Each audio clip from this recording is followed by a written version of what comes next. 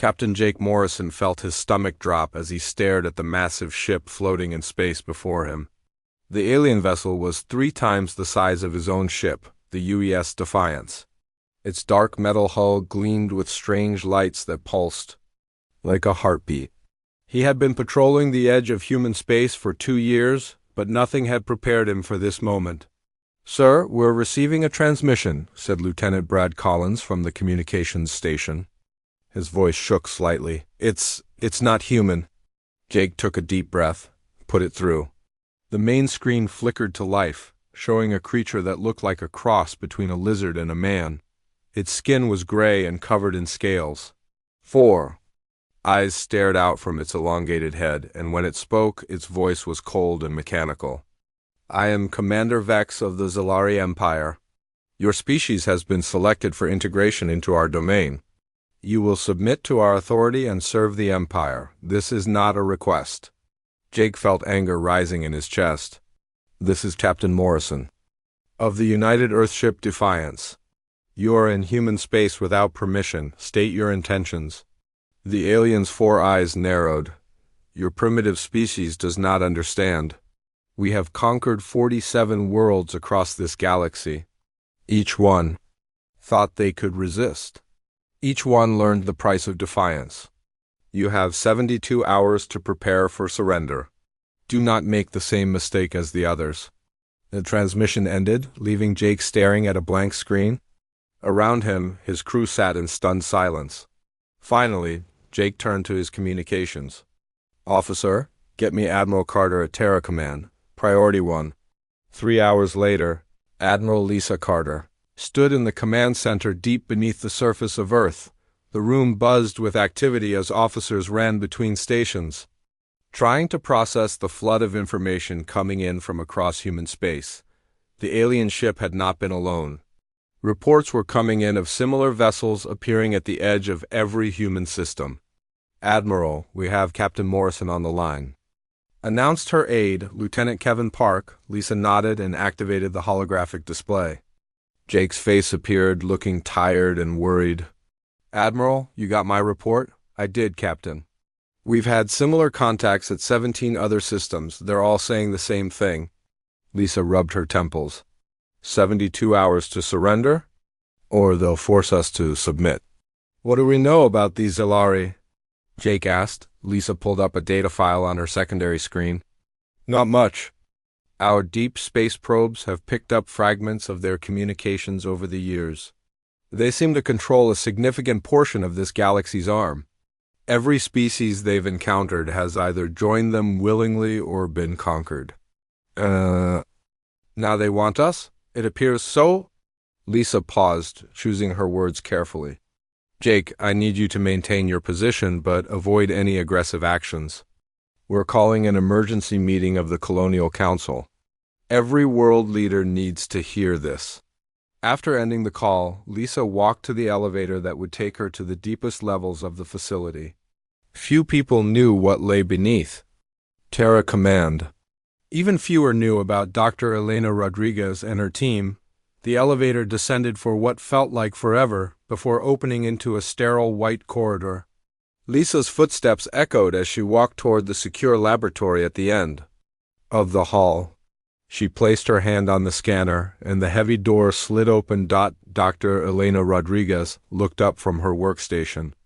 She was a small woman with gray hair and sharp eyes that seemed to see everything. Charts and diagrams covered the walls around her, showing designs that would make most people's heads spin. "I heard about our visitors," Elena said before Lisa could speak. "I've been waiting for this day for 20 years. Lisa sat down across from her old friend. "Elena, please tell me you have something that can help us." Elena smiled, but it wasn't a happy expression. "Oh, I have something all right. The question is whether humanity is ready to use it." She activated a holographic display that showed star charts and weapon designs. "The Zalari think they know us. They've been watching our public communications, studying our history. They see our wars, our conflicts, our seeming chaos, and they think it makes us weak. Doesn't it? That's where they're wrong." Elena stood and walked to one of the charts on the wall. "They've studied our history, but they've learned the wrong lessons. They see the destruction we've caused and assume it means we're primitive. They don't understand that destruction is what we do best. Lisa leaned forward. What are you saying? I'm saying that while the Zalari were conquering other species, we were preparing for them. Hidden facilities across human space have been developing weapons that push the limits of physics. The Zalari know about our public technology, our civilian ships, our regular military. They have no idea what we've been building in secret. Elena pulled up another display showing a massive space station. Project Hellfire has been in development for 15 years. Weapons platforms hidden in asteroid belts, gravitational mines that can tear apart entire fleets, and devices that can turn stars themselves into weapons. Lisa felt a chill run down her spine. Elena, what have you created? I've created humanity's insurance policy. The Zalari want to add us to their empire, like they did with 47 other species. But those other species didn't have one crucial advantage. Which is? Elena's smile became even colder. They weren't human. They didn't grow up on a world where splitting atoms was considered a fun science project. They didn't spend centuries perfecting the art of warfare. They didn't have the one thing that makes humans truly dangerous. What's that? The complete willingness to destroy everything rather than submit to anyone. Elena turned back to her displays. The Zalari have given us 72 hours to surrender. I suggest we use that time to prepare them a response they'll never forget. Lisa stood up slowly. Elena, if we do this, there's no going back. We'll be starting a war with an empire that has conquered nearly 50 worlds. Admiral, they started this war the moment they demanded our submission. Now we get to finish it. Elena's fingers danced over her control panel. I'm sending activation. Codes to all Hellfire stations. When the Colonial Council meets, you can tell them that humanity has options. We don't have to kneel to anyone. As Lisa left the laboratory, she felt the weight of what was coming. The Zalari Empire thought they were dealing with just another primitive species. They were about to learn that humanity had spent its entire existence preparing for exactly this moment. The aliens wanted submission. Instead, they were going to get a lesson in why you never corner a species that learned to wage war before it learned to make peace. President Marcus Webb sat at the head of the long conference table, looking at the faces of humanity's leaders displayed on screens around the room. Each holographic image showed the governor or president of a human colony world. Some looked worried, others angry, but all of them understood the gravity of the situation. We all know why we're here, Marcus said, his voice steady despite the tension in the room. The Zalari Empire has given us 72 hours to surrender. We need to decide how humanity will respond. Governor Helen Price of New Mars was the first to speak. Mr. President, what do we actually know about these aliens? How many ships do they have? What kind of weapons? Admiral Lisa Carter stepped forward. Based on our preliminary scans, the Zalari fleet appears to number in the thousands. Their technology seems advanced, but we're still analyzing the data. What we do know is that they've conquered 47 other species across the galaxy. And every one of those species submitted, added Governor Dan Walker from the Centauri system. Maybe they submitted for a good reason. Maybe fighting them is suicide. Or maybe, said Governor Amy Foster from the outer colonies, those species didn't have what we have. Marcus looked around the room. Before we continue, I need to share something with you. Admiral Carter, please brief them on Project Hellfire. Lisa activated the holographic display in the center of the table. Images of massive space stations and weapon platforms filled the air above them. For the past 15 years, we've been preparing for exactly this scenario. Hidden facilities across human space have been developing advanced weapon systems. The colonial leaders stared at the images in amazement. Governor Price leaned forward. Are those ... planet killers? Among other things, Lisa replied. We have gravitational mines that can tear apart entire fleets, plasma weapons that can crack planetary crusts, and devices that can weaponize stellar matter itself. Governor Walker shook his head. This is insane. We're talking about weapons that could destroy entire star systems. That's exactly what we're talking about, Marcus said quietly. The question is whether we're willing to use them. General Ryan Thompson, who had been silent until now, stepped up to the display. Let me be clear about what we're facing. The Zilari have overwhelming numbers.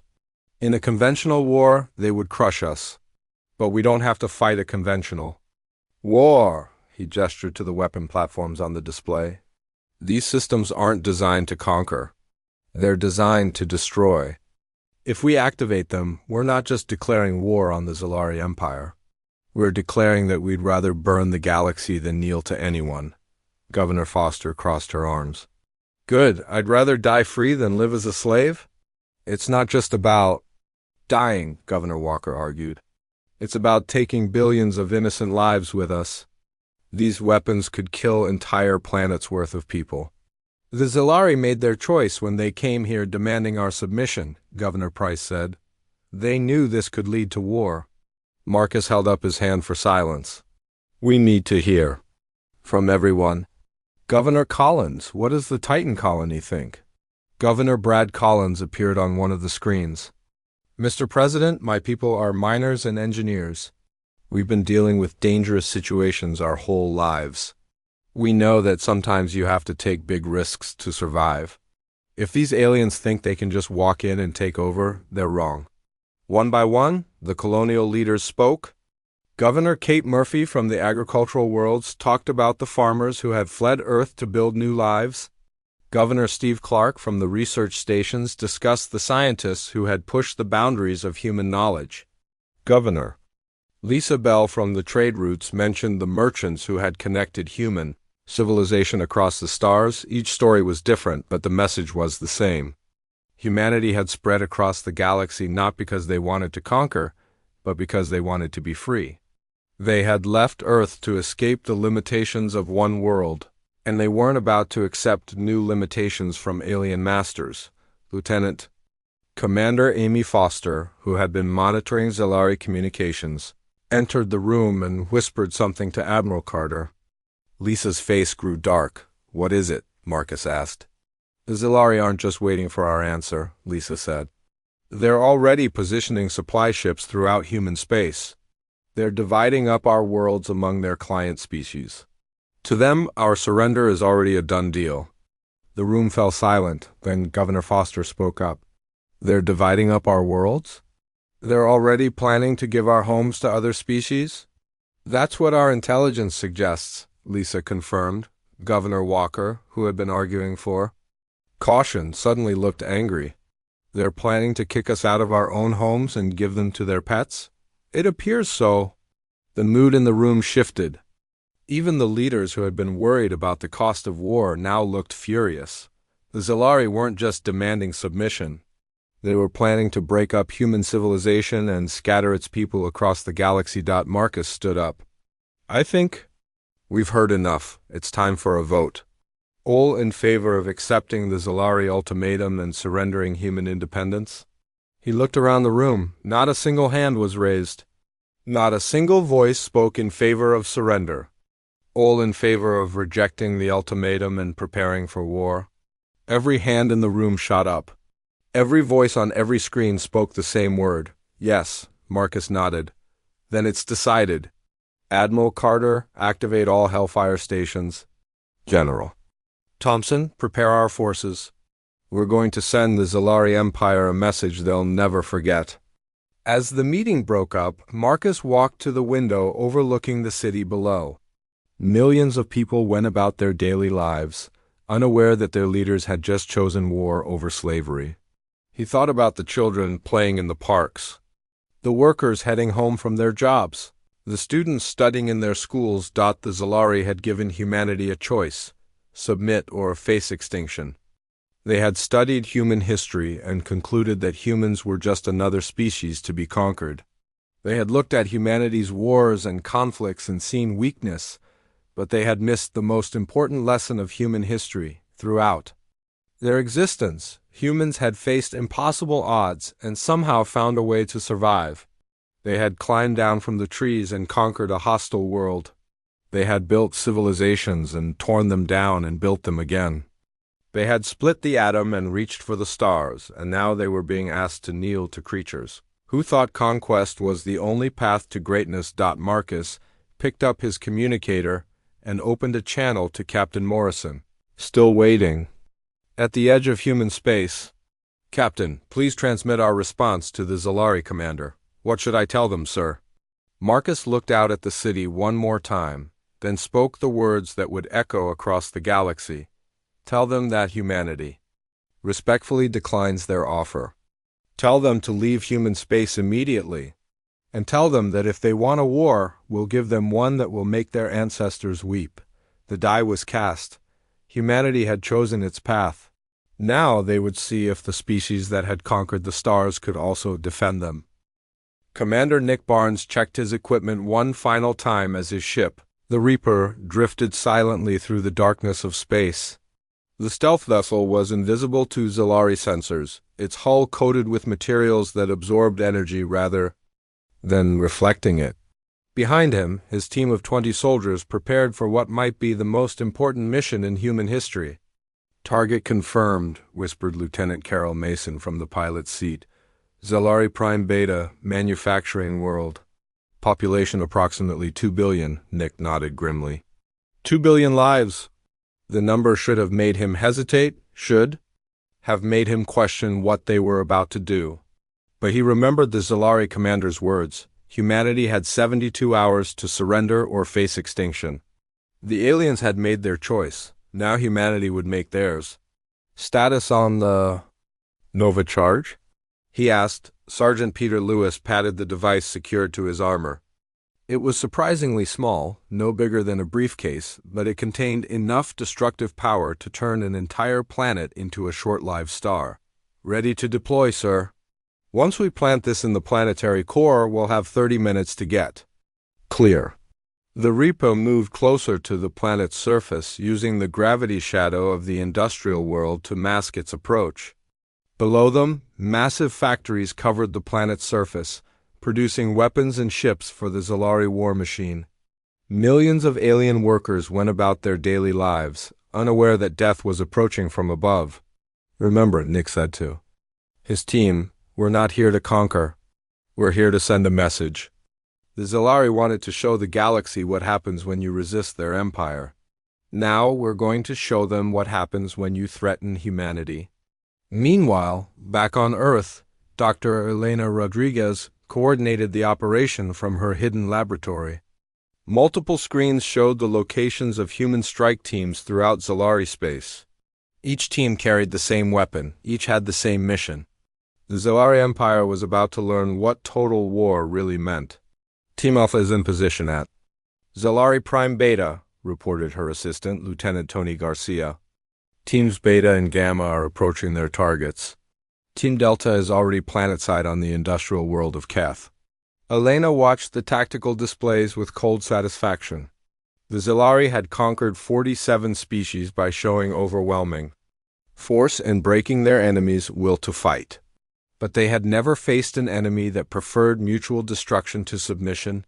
Any word from the Zalari High Command? She asked. Their communications are in chaos, Garcia replied.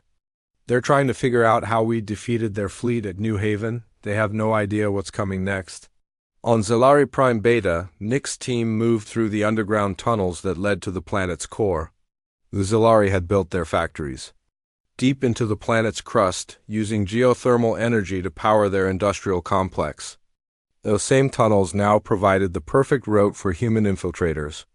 Contact ahead, whispered Lieutenant Mason, raising her weapon. 2 guards, standard patrol pattern. The Zalari guards never knew what hit them. Human soldiers, trained in the deadliest combat techniques their species had developed, moved like ghosts through the tunnels. Within minutes, the team had reached the planet's core facility.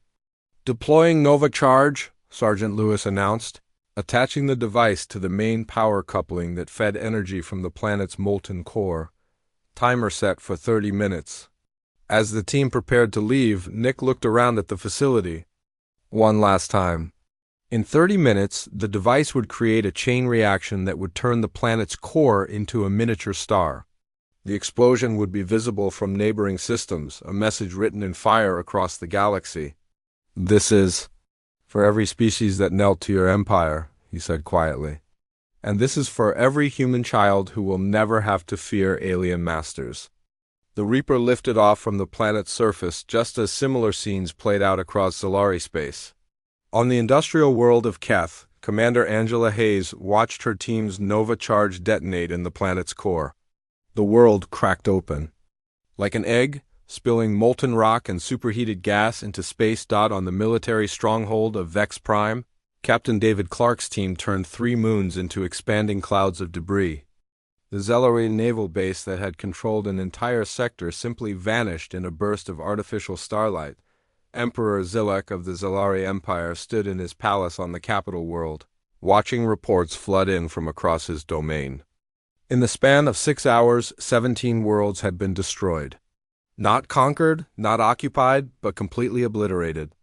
Billions of his subjects were dead, and entire star systems had been turned into graveyards. How is this possible? He demanded. Of his advisors, how can these primitives have such weapons? High Counselor Vex, his most trusted advisor, studied the reports with growing horror. "My Emperor, the humans aren't trying to conquer our worlds. They're destroying them completely. They're using weapons that can destabilize planetary cores and weaponize stellar matter." "But why?" Zilek asked. "What do they gain from destroying worlds they could rule?" "I don't think they want to rule anything," Vex replied. "I think they want to send a message. They're showing us that they would rather burn the galaxy than submit to our authority." As if to prove his point, another report came in. The agricultural world of Sen had just been turned into a cloud of radioactive ash. The mining colony of Bretax had been consumed by an artificial black hole. The research station at Kelm had simply vanished, leaving behind only twisted space where a moon had once orbited. General Ryan Thompson, commanding the human war effort from his base on Luna, watched the reports with grim satisfaction. The Zalari had expected another quick conquest, another species to add to their collection. Instead, they were facing an enemy that redefined the rules of warfare. "Sir," called his aide, Lieutenant Bill Foster, "we're receiving surrender requests." "From several Zalari colony worlds, they want to negotiate." "No negotiations," Thompson replied. "They demanded our submission. Now they can experience what we would have faced if we had surrendered. Total destruction of our way of life." The strategy was working exactly as planned. The Zalari Empire was built on the principle of overwhelming force. They conquered through fear, showing potential enemies what happened to those who resisted. But humanity had turned that strategy against them. Every destroyed world sent a message to the rest of the galaxy. This is what happens when you threaten human independence. Commander Vex, survivor of the disaster at New Haven, received new orders from the Imperial High Command. He was to take the remaining fleet and strike at Earth itself to cut off the head of the human resistance. But as he prepared for the mission, he wondered if it was already too late. The humans had shown they were willing to destroy entire star systems rather than accept conquest. They had weapons that could turn planets into stars and stars into weapons. They had taken the art of war and elevated it to a level that even the Zalari, with all their experience in conquest, had never imagined. As Nick Barnes and his team returned to human space, they received word that their mission had been successful. Zalari Prime Beta was now an expanding cloud of superheated gas, visible from 3 neighboring systems. The message had been delivered, but this was only the beginning.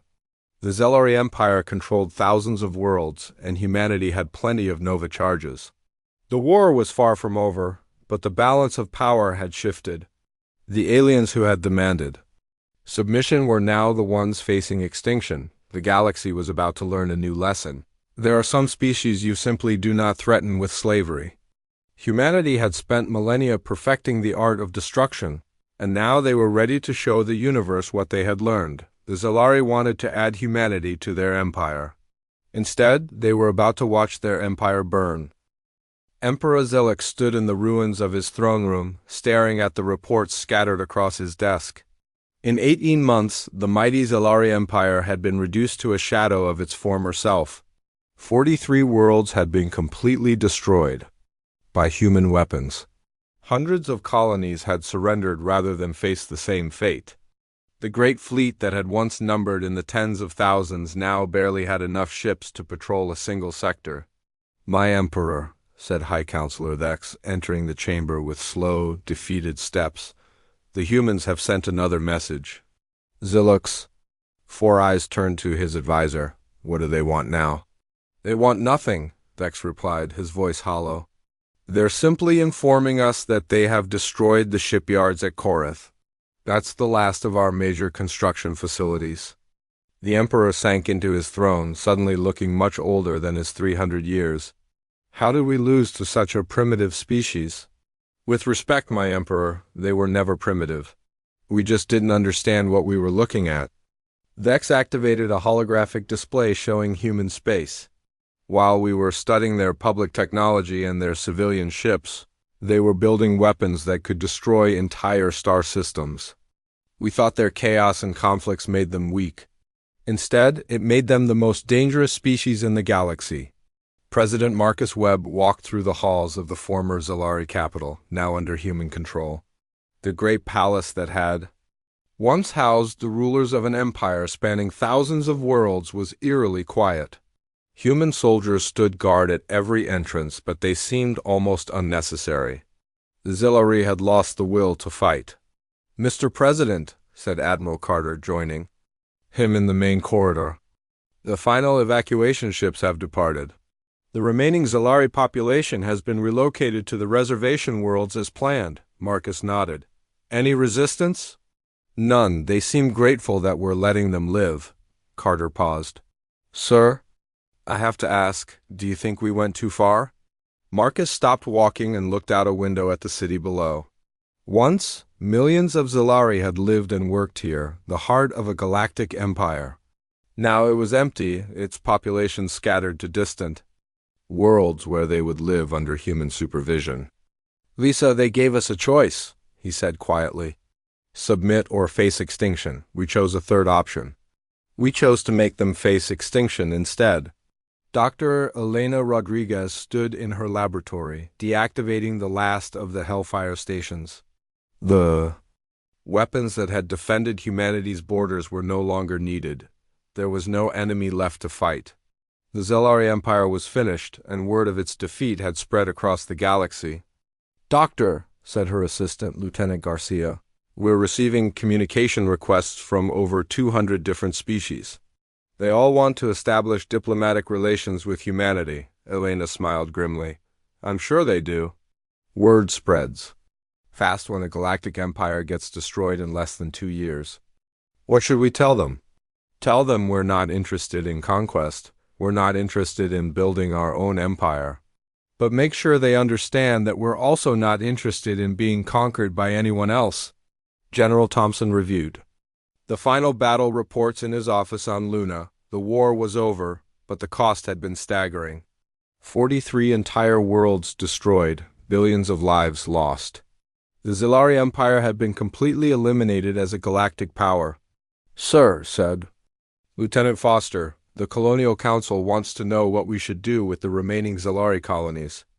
There are still over 300 worlds with Zalari populations. They stay on their reservation worlds." Thompson replied. "They're free to govern themselves, but they'll never again have the power to threaten other species." "We'll make sure of that." Captain Morrison stood on the bridge of his ship, now patrolling the former Zalari space. The massive empire that had once controlled this region was gone, replaced by a patchwork of independent worlds and human monitoring stations. He still found it hard to believe that it was over. "Sir," called Lieutenant Collins, "we're detecting a ship on long-range sensors. It's not human, but it's not Zalari either." Morrison studied the display. "Hail them." The image that appeared on the screen showed a being that looked like a cross between a bird and a lizard. Its feathers were bright blue, and its eyes held intelligence and fear in equal measure.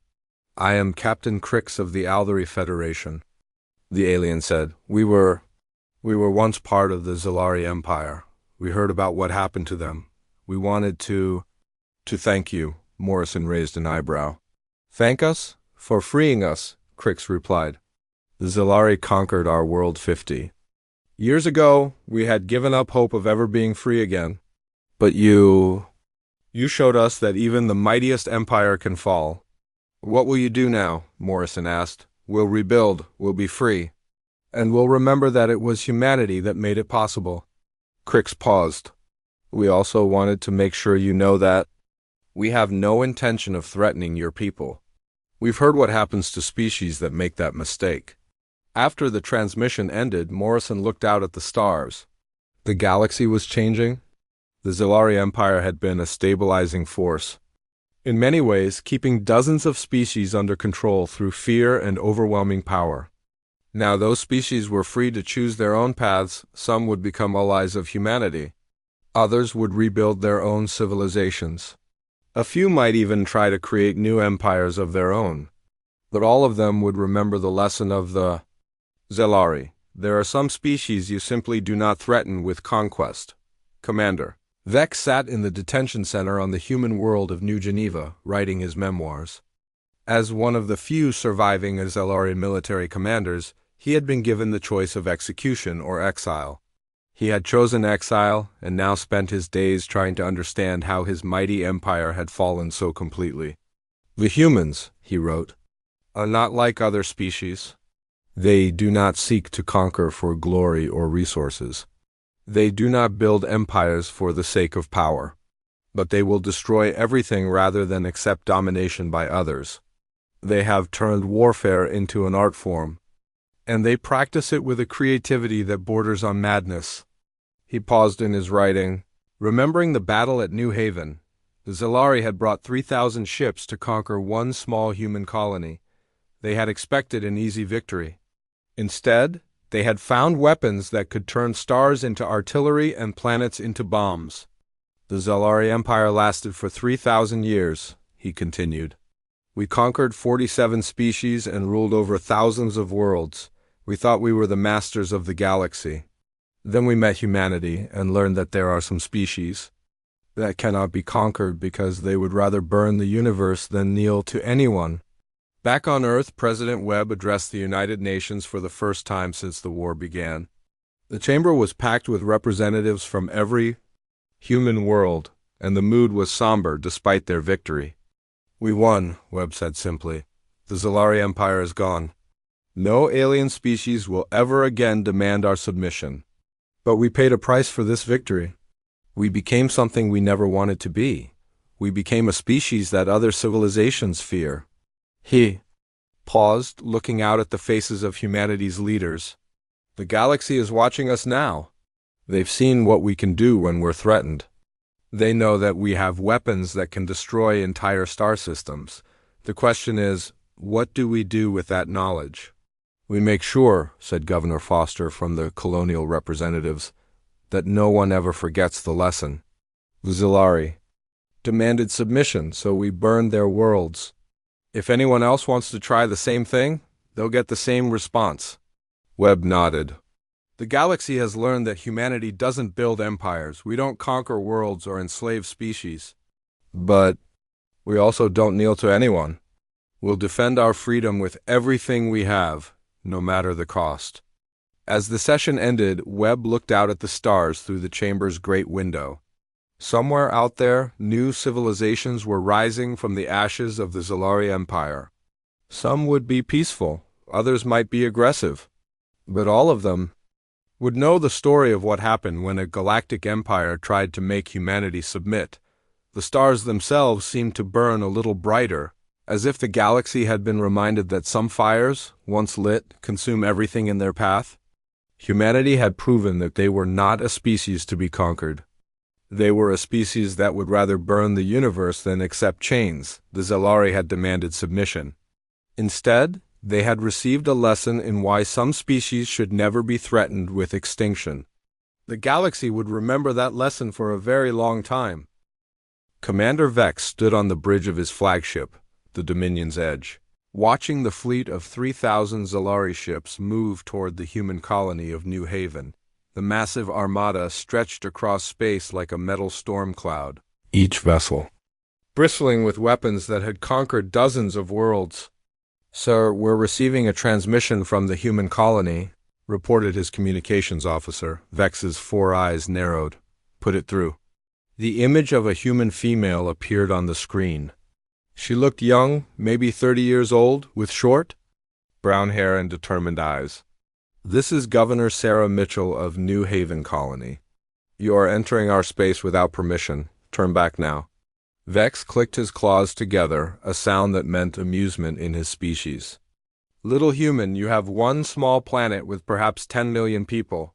I have 3,000 warships. Surrender now, and we will be merciful." The human woman smiled, and something about that smile made Vex uncomfortable. "Commander, you've made a mistake. You think you know what humanity is capable of. You're about to learn how wrong you are." The transmission ended. Vex shook his head. These humans were even more foolish than he had expected. The other species the Zalari had conquered had at least tried to negotiate. These creatures seemed to think they could actually fight back. "Begin the attack," Vex ordered. "Target their orbital stations first. Show them what happens to those who defy the Empire." The Zalari fleet moved forward, weapons charging. Vex had done this 47 times before.